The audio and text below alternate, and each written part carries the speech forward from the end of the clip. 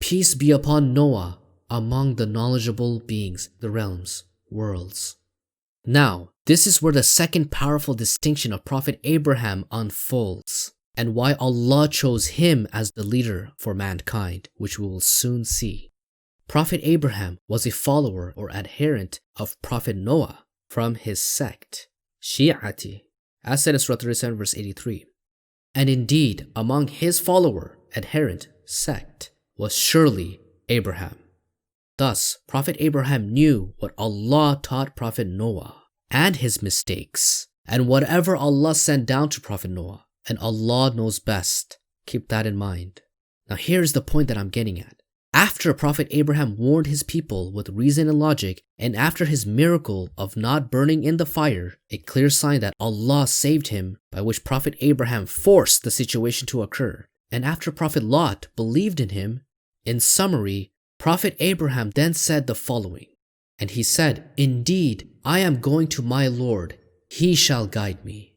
My Lord, bestow, grant, donate to me of the righteous ones." After the tremendous emotional intelligence test he went through, losing his father, family, and his people, Prophet Abraham is asking for a righteous child in Surah 37 verse 100. And then, so we gave him the good news of a forbearing, clement boy. And mentioned in the book, Ismail. He was indeed the sincerely truthful promise, and he was a messenger, prophet. Similar to what Prophet Noah was tested with, Prophet Abraham was also emotionally tested with the test of the sun, instigated through a truly dramatic vision. Then, as soon as he reached the endeavor age, working age, running age, with him, his father, he said, "O my son, indeed I see during the dream, that I am sacrificing you. So look, what do you see?" He said, "O my father, do what you are commanded. You shall find me, if Allah willed, among the patient ones." Prophet Abraham has been chosen to undergo the test of the sun, similar to Prophet Noah. However, Prophet Abraham's son is a prophet among the righteous ones and not a disbeliever, an even harder test. Thus, this is not just any test of the sun, but the hardest test of the sun, and a sign of higher emotional intelligence. This must have been such a shocking scene to see your own son being sacrificed, slaughtered through your own hands. Prophet Abraham was fully aware of Prophet Noah's son, since he was a follower of his teachings, just as we are aware of Prophet Noah losing his son, the test of the sun. Hence, Prophet Abraham realized the gravity of this test, and then, as an exemplary rational father, he asks his son, "So look, what do you see?" Allah is showing us that Prophet Abraham is not forcing his son, rather, he is communicating with him. Astonishingly, Prophet Ismail does not respond like a normal son, but a son who is guided by Allah. He replied with the tear-dropping words, "O my father, do what you are commanded. You shall find me, if Allah willed, among the patient ones." Truly, this is the hardest trial, test, and Allah knows best. This is the true test of the taqwa al-qulub, the God-fearingness, piety, piousness of the hearts. As said right after the definition of Hanifas in Surah 22 verse 31, this is said, "That and whoever makes great magnifies the rights of worship, waymarks of Allah. Indeed, it is from the God-fearingness, piety, piousness of the hearts, taqwa al-qulub." And just like how one who makes a sacrifice for Allah, this is said in the same surah 5 verses later, "Their meats never reach Allah, nor will their blood. However, the God-fearingness, piety, piousness, at-taqwa, reaches him from you." And the verse continues, "The test of the sun is the test of the heart, the test of higher emotional intelligence. O my father, do what you are commanded. You shall find me, if Allah willed, among the patient ones." Then, as soon as they both surrendered, submitted, aslama, and he pulled him down on his forehead. And we called out to him that, Ya Ibrahim, O Abraham, definitely you had confirmed, realized, fulfilled the vision, the dream. Indeed, we thus reward the virtuous, good doers, excellent doers. Indeed, this is surely the clear, evident, manifest trial, test. In Surah 37 verse 106, the sentence, Inna hadha lahuwal bala'ul mubin, is expressing with such emphasis that this was the ultimate test because al-bala'ul mubin are both written in definite article and not the indefinite article. The clear, evident, manifest trial, test. And this is only said here in the Quran like that. And we ransomed him, Ismail, with a tremendous sacrifice, slaughter. And we left for him among the future generations. Salamun ala Ibrahim. Peace be upon Abraham. We thus reward the virtuous, good doers, excellent doers. He is indeed among our believing servants. That was the distinction of Prophet Abraham with Prophet Noah. Prophet Abraham passed the ultimate test of emotional intelligence, the test of the sun. And thus, Prophet Abraham is the most distinguished prophet, and Allah knows best. He had sacrificed his life before that for the cause of Allah, even though it was against his people and his father.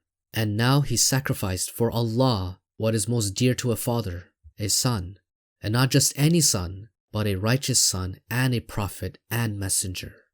This is the true definition of one who has surrendered to Allah alone, a true Muslim, and not just any Muslim, a Hanifa Muslim. Abraham was neither Jewish, Judaic, nor a Christian. However, he was a Hanif Muslim, Hanifa Muslim, and he was not among the idol worshippers, polytheists, mushriks. So a Hanif Muslim is the highest ranked Muslim, the highest echelon of a Muslim. That is what I am following, since all the prophets of Allah also followed, and Prophet Muhammad followed. The religion, legacy, and creed of Abraham, Hanifa, pure monotheist unifier Muslim, one who surrendered to Allah alone. And the first one whom Allah gave this command to surrender, according to the Quran, is Prophet Abraham. And when his Lord said to him, surrender, Aslim, he said, I have surrendered to the Lord of the knowledgeable beings, Lord of the realms, worlds. Those are the utterance of becoming a true Hanif Muslim. Aslamtu li Rabbil Alameen. This is the final major distinction that I wanted to get to before we see the second and last major misconception. And who is better in religion, judgment, than one who surrendered his face to Allah while he is a good doer, excellent doer, virtuous, and closely followed the religion, legacy, creed of Abraham as a Hanifa. And Allah took Abraham as an intimate, close, faithful friend. وَاتَّخَذَ اللَّهُ إِبْرَاهِيمَ خَلِيلًا. Surah 4 verse 125 declares the elevated distinction of Prophet Abraham among the prophets, not only in context of religion, but also because Allah took him as an intimate, close, and faithful friend, Khalil.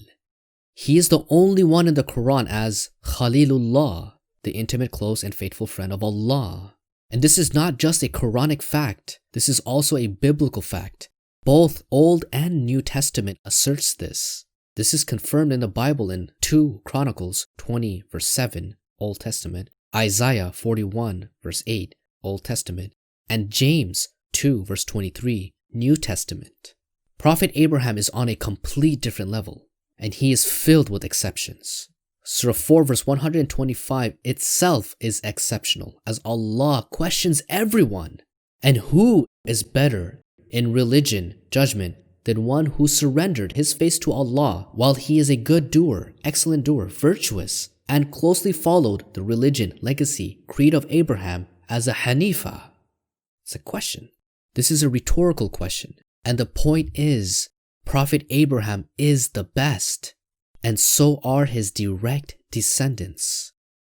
And remember, our servants, Abraham and Isaac and Jacob, possessors of strong, skillful hands, forces, and vision, insights. Indeed, we made them loyal, faithful, pure for a loyal, faithful, pure quality. The remembrance, reminder of the home, the abode. And indeed, they are at us, surely of the best, most excellent, outstanding, most charitable, selected ones, chosen ones. وَإِنَّهُمْ عِنْدَنَا لَمِنَ الْمُصْطَفَيْنَ الْأَخْيَارِ. And remember Ismail and Al-Yasa'a and Dhul Kifl, and all are of the best, most excellent, outstanding, most charitable ones. This is a reminder, remembrance, and indeed for the God-fearing, God-conscious is surely a beautiful, excellent resort, place of return. Can it get any clearer than that? It should now be clear how distinguished Prophet Abraham is in the Quran and why we must closely follow him as Allah told us so in Surah 3 verse 95. Allah blessed him with many exceptions. His first son is a prophet, Ismail, and also his second son, Ishaq, is another prophet. 2 sons, 2 prophets, and they are among the 19 prophets to copy their guidance in Surah 6 verse 83 to 92. This is clearly an exception. His grandson is a prophet, Yaqub, who is also among the 19 prophets to copy Surah 6 verse 83 to 92. Another exception. These are consecutive prophets directly linked to Prophet Abraham. Prophet Yaqub has 12 sons. One of them is Prophet Joseph, who is among the 19 prophets to copy. All 12 sons of Prophet Jacob are called Al-Asbat, the patriarchs, the grandsons, and they are all prophets. 4 consecutive generations of prophets. None of us will ever attain this in this dunya. Ever. Do you know why? Because Prophet Muhammad is the last prophet and his descendants are not prophets. This is not only a distinction, but an apparent exception. Indeed, Allah took Abraham as an intimate, close, faithful friend. And this now brings us to the final misconception and a tremendous exception, one in which many among the Quran alone followers think it's a myth. And that is the misconception of intercession.